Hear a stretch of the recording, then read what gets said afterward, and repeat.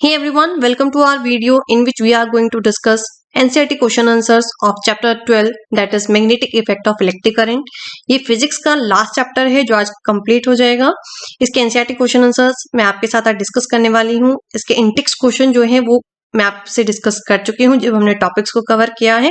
कुछ क्वेश्चंस रहते हैं वो आज मैं आपके साथ कवर करने वाली हूँ। तो चलिए शुरू करते हैं अपनी आज का lecture. Okay, so the first question, these questions are based on the domestic electric circuit जो लास्ट लेक्चर में मैंने आपके साथ डिस्कस किया है। अभी तक अगर आपने वीडियो नहीं देखी है तो उसका लिंक मैं आपको डिस्क्रिप्शन बॉक्स में मेंशन कर दूंगी, आप वहां से चेक कर सकते हैं। So the first question is name two safety measures commonly use in electric circuit and appliances. Electric circuit और अप्लायंसेस में जो कॉमन यूज होने वाले सेफ्टी मेजर्स हैं वो कौन कौन से हैं, आपको दो मेजर्स बताने हैं। ओके, तो number one is fuse. Fuse का यूज करते हैं, लेकिन जो फ्यूज है वो ओल्ड टेक्नोलॉजी है। इसके प्लेस पे अब किसको यूज किया जाता है, सर्किट ब्रेकर को यूज किया जाता है, that is MCB. MCB stands for miniature circuit breaker. तो फ्यूज क्या है, सर्किट में यूज किया जाता है। क्यों यूज करते हैं, to prevent the damage to the appliances and the circuit due to overloading. Overloading या शॉर्ट सर्किट की जब सिचुएशन अकर हो तो उस केस में अप्लायंस को डैमेज होने से बचाने के लिए फ्यूज या एमसीबी को यूज किया जाता है। Second one is earth wire. Earth wire क्यों यूज की जाती है, अर्थ वायर यूज की जाती है कि इन केस अगर चार्ज लीक हो रहा है किसी भी अप्लायंस से, किसी भी डिवाइस से, उसकी मेटालिक बॉडी से, जो पर्सन उस अप्लायंस को यूज कर रहा है the person is not able to get any shock. तो पर्सन को शॉक से प्रिवेंट करने के लिए, बचाने के लिए अर्थ वायर का यूज किया जाता है। इन केस सडनली जब लाइव वायर क्या करे, बॉडी के अप्लायंस को टच कर ले तो वहां पे क्या है, कौन सी सिचुएशन अक्कर होती है, शॉक की सिचुएशन अक्कर हो सकती है। तो उस केस को ओवरकम करने के लिए, प्रिवेंट करने के लिए अर्थ वायर को यूज किया जाता है। तो आप सेफ्टी मेजर्स में फ्यूज को भी डिस्क्राइब कर सकते हैं और एमसीबी डिस्क्राइब कर सकते हैं, प्लस अर्थ वायर को आप डिस्क्राइब करके आ सकते हैं। Next question is an electric oven of 2 kilowatt power rating is operated in domestic electric circuit. कितना पोटेंशियल है, 220 वोल्ट पोटेंशियल है। करंट रेटिंग कितनी है इसकी, 5 ampere. What result do you expect, explain. बच्चे जब भी न्यूमेरिकल्स आपको मिले तो सबसे पहले आप इनिशियल से समझो, आपको जो यहाँ पे पैरामीटर्स गिवन है कि आपको क्या क्या गिवन है। अब यहाँ पे क्या गिवन है, आपको किलो वॉट गिवन है, यानी कि ये क्या है, पावर, यानी पी कितनी दे रखी है आपको, 2 किलो वॉट। और 1 किलो में कितने होते हैं, 1000 वॉट। 1 किलो वॉट में 1000 वॉट हो जाएंगे। देन आपको पोटेंशियल दे रखा है, वी कितना दे रखा है आपको, 220 वोल्ट गिवन है।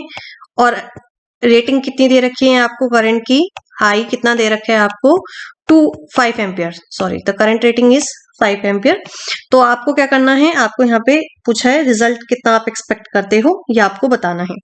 करंट रेटिंग का मतलब क्या है बच्चे, यहाँ पे आपको करंट नहीं गिवन है। जब आपको बोला कि उसकी करंट रेटिंग कितनी है उस डोमेस्टिक इलेक्ट्रिक सर्किट की, 5 एम्पियर, यानी कि जो सर्किट है वो कितना करंट बियर कर सकता है।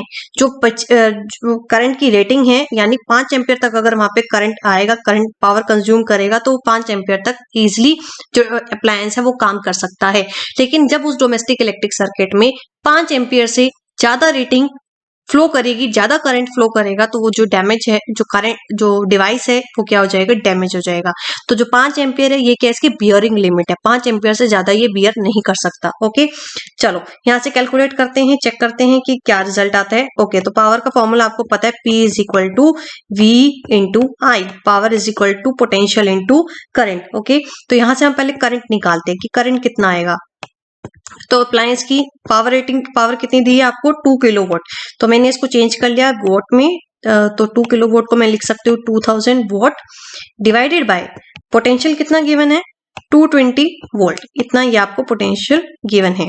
तो ये 0 से 0 ये कैंसिल हो गई और ये आपके पास सॉल्व करने के बाद आएगा 100 डिवाइडेड बाय 11। तो जब आप इसको सॉल्व करोगे ये आपके पास कितना आएगा, this will be is equal to 9.09। और करंट निकाला है तो यूनिट क्या लगेगी, ampere. The current is ampere. Current हमेशा एम्पियर में मेजर होता है, यानी कि सर्किट में करंट कितना फ्लो करेगा, 9.09 एम्पियर का करंट उस सर्किट में फ्लो करेगा। और करंट रेटिंग कितनी है, 5 एम्पियर है। उसकी रेटिंग कितनी है कि उसमें मिनिमम कितना फ्लो कर सकता है, कितना बियर कर सकता है, 5 एम्पियर बियर कर सकता है। तो यहाँ पे जो उसका फ्यूज है वो क्या करेगा, बर्नअप हो जाएगा। अगर यहाँ पे फ्यूज नहीं होगा तो जो डैमेज है वो क्या हो जाएगा, जो अप्लायंस है, जो सर्किट है वो डैमेज हो जाएगा and it will catch the fire. Okay, तो यहाँ पे कितना करंट फ्लो हुआ 9.09। तो आपने यही एक्सप्लेनेशन लिखकर आनी है, पहले इसको कैलकुलेट करना है, देन इसकी एक्सप्लेनेशन आपको लिखनी है कि सर्किट में कितना करंट फ्लो करेगा 9.09 एम्पियर।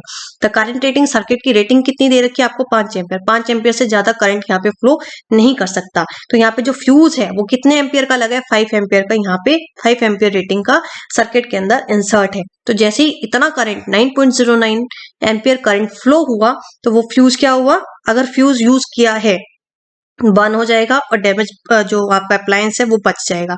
अगर वहां पे फ्यूज नहीं है तो क्या होगा, the circuit will catch the fire. Okay, so the next question is what precaution should be taken to avoid the overloading of domestic electric circuit.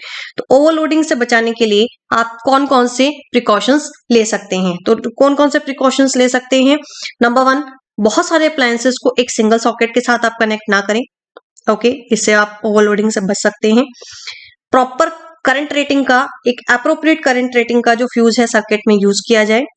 Secondly, जो सेपरेट सर्किट यूज किए जाए, एक 5 एम्पियर का जो किसके लिए होगा, बल्ब के लिए, फैन के लिए, ट्यूब के लिए, और दूसरा 15 एम्पियर करंट का जो किसके लिए होगा, हाई करंट रेटिंग के लिए, जैसे कि आपके गीजर्स हैं, एयर कूलर्स हैं, इलेक्ट्रिक आयरन है, इलेक्ट्रिक स्टोव्स हो गए, इन सब के लिए 15 एम्पियर का सर्किट यूज किया जाए। ठीक है, तो जब दोनों ही लोड आपके सेपरेट हो गए, 5 एम्पियर छोटे अप्लायंसेस के लिए 5 एम्पियर का सर्किट आपने यूज किया, और हायर सर्किट के लिए आपने कौन सा यूज किया, 15 एम्पियर का।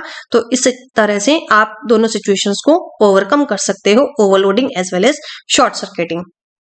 तो यहाँ पे आपको ओवरलोडिंग के लिए पूछा था, तो आप ये 3 मेजर्स वहां पे लिख के आ सकते हो। सेपरेट सर्किट यूज करना 5 एम्पियर और 15 एम्पियर का, अप्लायंसेस एक सिंगल सॉकेट में बहुत सारे अप्लायंसेस को यूज ना करना, and third one is fuse use किया जाए प्रॉपर अप्रोप्रिएट करंट रेटिंग का।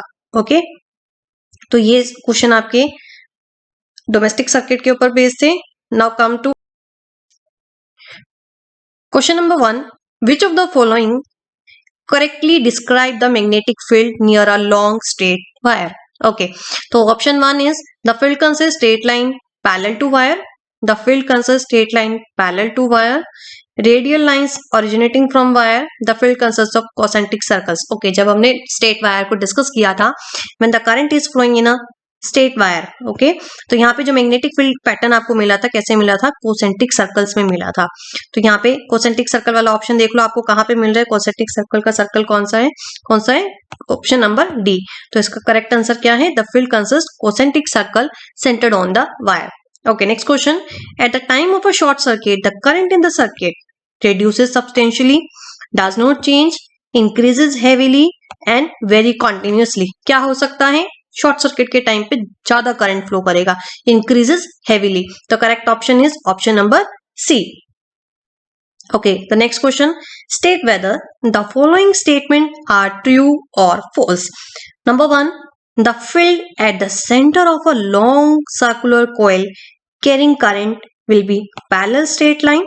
तो ऑप्शन क्या होगा बच्चे, ट्रू होगा या फॉल्स होगा। क्या पूछा है, एक सर्कुलर कॉइल है, कैरिंग द करंट कैसे है, पैरेलल स्ट्रेट लाइन की फॉर्म में। तो यहाँ पे फील्ड क्या होगा आपका, फील्ड की डायरेक्शन कैसी होगी, सेंटर पे। Yes, it is correct, the statement is true.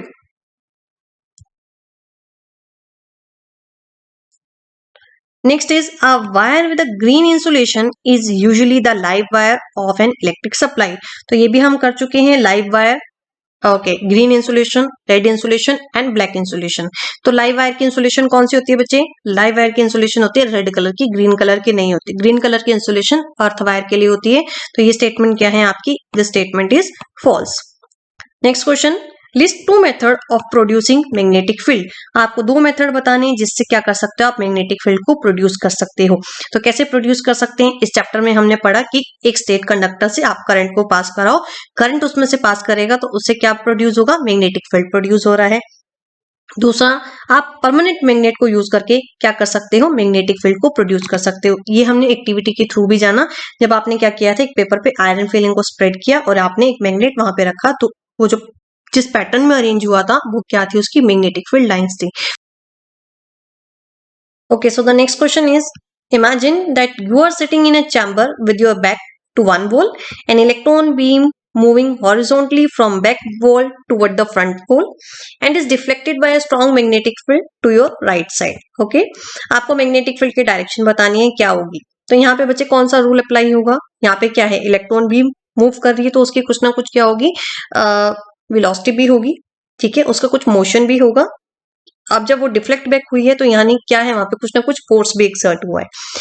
तो यहाँ पे कौन सी इक्वेशन आप यूज करोगे, कौन सा रूल आप अप्लाई करने वाले हो. तो यहाँ पे आप राइट हैंड रूल को अप्लाई नहीं कर सकते, यहाँ पे आप किसको अप्लाई करोगे, फ्लेमिंग लेफ्ट हैंड रूल को.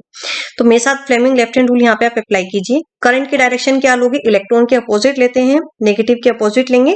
तो इलेक्ट्रॉन बीम आपकी आगे की तरफ जा रही है, बैक से आगे की तरफ, तो आप लेफ्ट हैंड रूल अप्लाई कीजिए.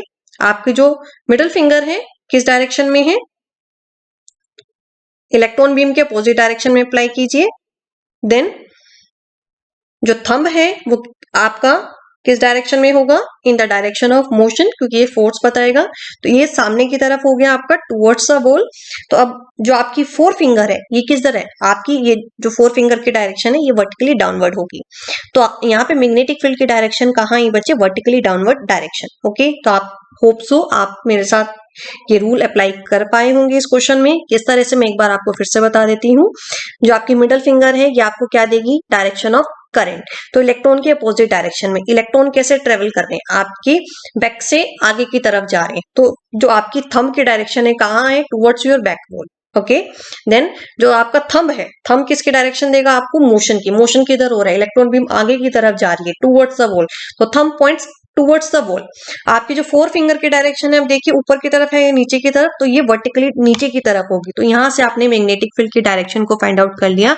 The direction will be vertically downward direction.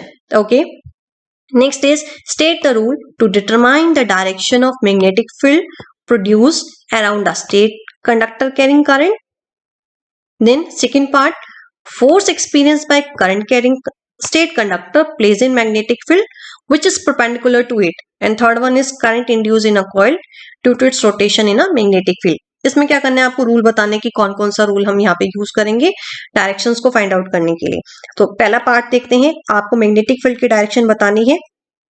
Simply क्या लिया है, एक स्टेट कंडक्टर है जिसमें से करंट फ्लो कर रहा है, कोई भी थर्ड पार्ट इसमें नहीं है. तो जब भी आपको दो चीजें गिवन है कि करंट फ्लो कर रहा है और मैग्नेटिक फील्ड की डायरेक्शन बतानी है, तो कौन सा रूल हम यूज करेंगे, the rule is right hand thumb rule. Okay, the thumb will give the direction of current and the curl of the finger will give the direction of magnetic field. Done.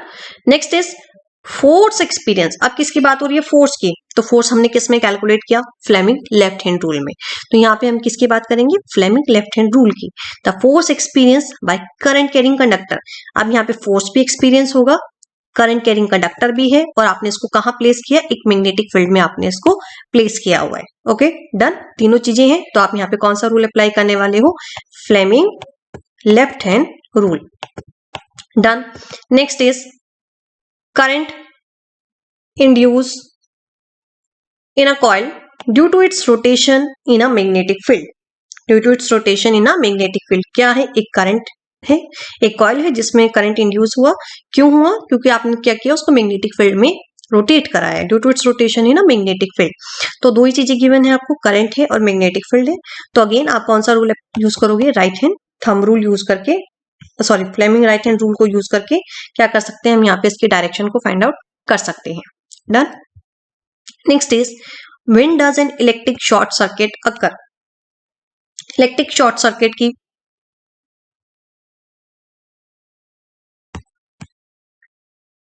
तो electric short circuit कब अकर हो सकता है, आपको ये बताना है. तो शॉर्ट सर्किट कब अकर हो सकता है, या तो वायर की जो इंसुलेशन है वो डैमेज हो गई हो, या क्या हो, अप्लायंस में कोई फॉल्ट हो. तो जब इस तरह की कोई सिचुएशन होगी, वायर की इंसुलेशन ब्रेक हो जाए, डैमेज हो जाए, या there is a fault in appliance, तो क्या होगा, लाइव वायर और जो न्यूट्रल वायर है दे मे कम इन डायरेक्ट कांटेक्ट. दोनों एक दूसरे के कांटेक्ट में आएंगी, जिसकी वजह से क्या होगा, करंट एब्रप्टली इंक्रीज करेगा and short circuit will occur. Okay, so the next is what is the function of an earth wire and why it is necessary. तो अर्थ वायर का फंक्शन क्या है, अर्थ वायर का क्या है, एक safety major है. मेटालिक बॉडी यूज करते हैं घर में। इलेक्ट्रिक अप्लायंसेस की जो बॉडी है वो कैसी होती है, मेटालिक बॉडी होती है।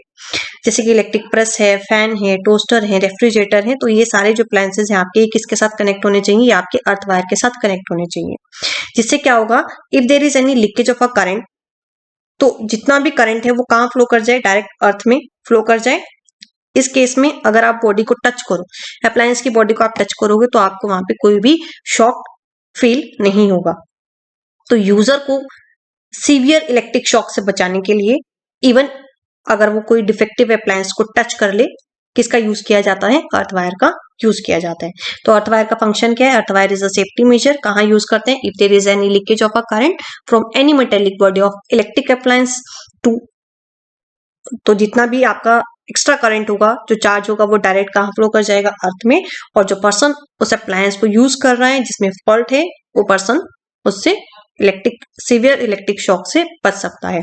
तो ये थे हमारे एनसीईआरटी के क्वेश्चन आंसर। इसी के साथ आपका ये चैप्टर कंप्लीट होता है और फिजिक्स के सारे चैप्टर हम कवर कर चुके हैं। अब नेक्स्ट मेन फोकस रहेगा, पहले हम केमिस्ट्री के 2 चैप्टर रहते हैं उसको कवर करेंगे, देन बायो का पार्ट कवर करेंगे। तो आज के लिए इतना ही। If you have any doubt आप फ्रीली कमेंट करके कमेंट बॉक्स में बता सकते हैं, और अगर किसी भी टॉपिक पे आपको वीडियो चाहिए आप वो भी कमेंट कर सकते हैं। तब तक के लिए बाय बाय, कल फिर मिलेंगे एक नए लेक्चर के साथ।